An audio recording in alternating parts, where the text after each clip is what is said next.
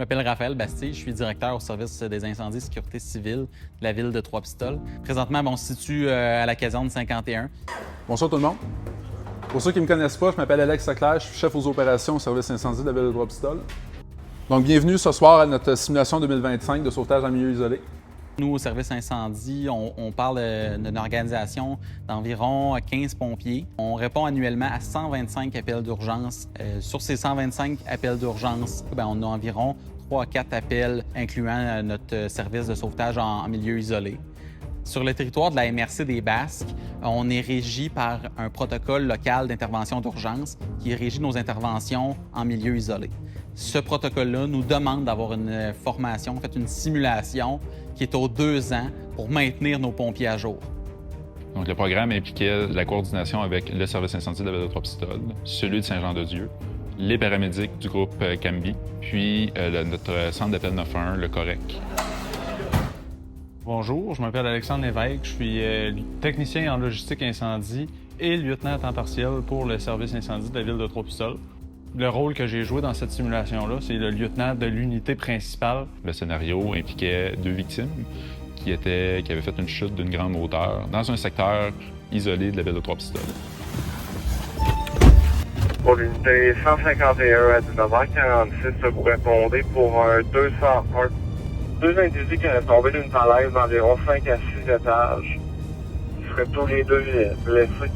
On a enclenché l'alerte générale de la caserne 51 ainsi que l'alerte générale de la caserne 50. Le fait de mentionner qu'il y avait 2 victimes, ça a permis à la centrale de répartir le service incendie de Saint-Jean-de-Dieu, qui lui aussi ont une unité de sauvetage en milieu isolé.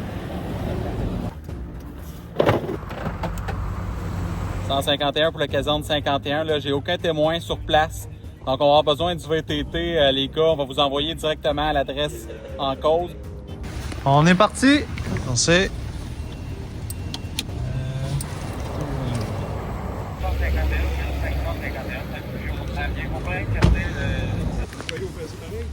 Hein?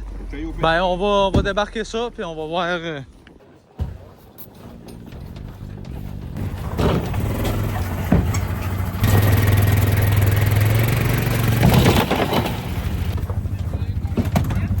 Yes, quand t'es prêt.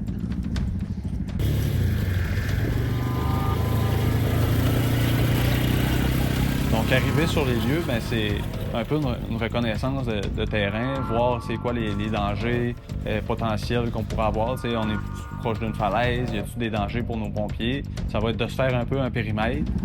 C'est encore plus loin.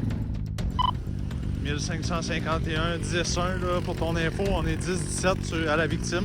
Je te reviens avec plus d'infos, on s'approche de la victime. Ensuite de ça, ça va être vraiment de valider l'état de nos victimes. On veut valider le nombre de victimes, les blessures qu'on a, c'est quoi les équipements qu'on va avoir besoin. C'est tout pour le 1551, est-ce qu'on parle de fracture pour les gens? Négatif pour le moment. Puis c'est, selon ce qu'on a recueilli, c'est de le transmettre le plus rapidement possible à l'officier commandant qui, lui, est hors de la scène. Dans le fond, moi, en tant que lieutenant, j'agissais un peu comme les yeux et les oreilles de l'officier commandant qui était d'une zone sécuritaire là, à l'extérieur du périmètre d'intervention. Pas bien là, monsieur!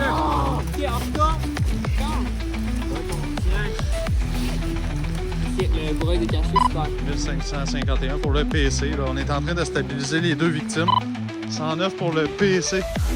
Prends note que les 2 victimes sont pris en charge. Là. On est en train de procéder à l'évacuation de la première victime. La deuxième victime est prise en main par Saint-Jean-de-Dieu. En gros, les apprentissages qu'on ressort de cette simulation-là, en premier, un point positif, c'est la collaboration avec le service incendie de Trois-Pistoles et le service incendie de Saint-Jean-de-Dieu. De manière courante, on va travailler ensemble au niveau des opérations incendie. Par contre, au niveau du sauvetage en milieu isolé, c'était une première pour les 2 services.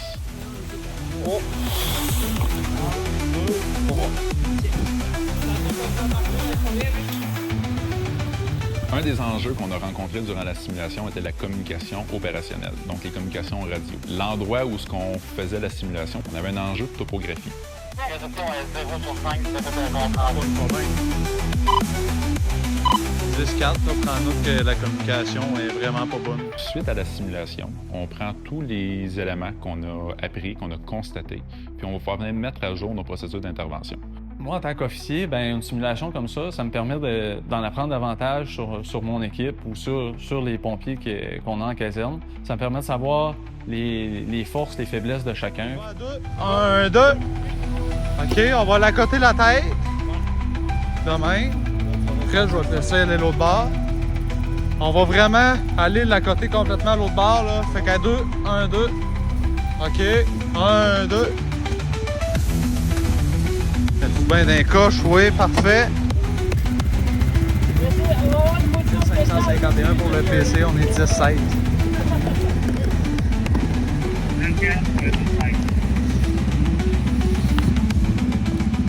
Oui, en caserne, C'est on bon. a toujours la petite chimie d'équipe. Sur le terrain, ben, on va encore plus créer une chimie parce que justement, on travaille, on est tous un peu sur le stress, sur l'adrénaline. Puis c'est là qu'on va vraiment travailler ensemble.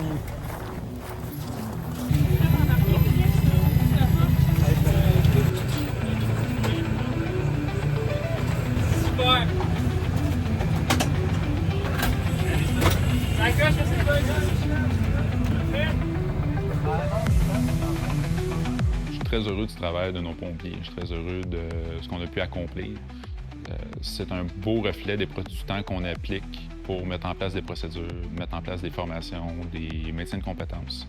Puis pour les pompiers, ben c'est un peu un résultat des... excuse-moi, ça c'est un appel. J'ai un accident. Je dois te quitter.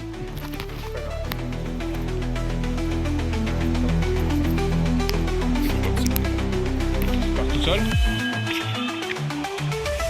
OK.